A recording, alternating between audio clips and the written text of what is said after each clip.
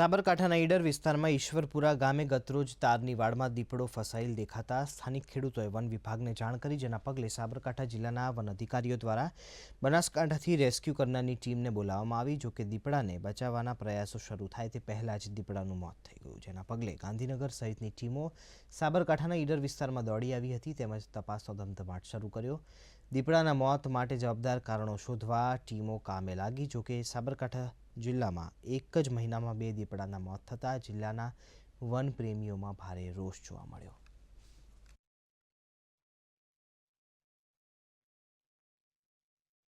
Idar forest વિભાગને call કર્યો અને બોલાવવામાં આવ્યા ત્યારે એમના જોડે જે ઇન્જેક્શન આવે બેહોશીનું જ, કેમ કે જીવ તો પકડાય નહીં એટલા માટે બેહોશીનું જે ઇન્જેક્શન આવે પકડવા માટે તે સાબરકાંઠા ઈડરમાં નથી।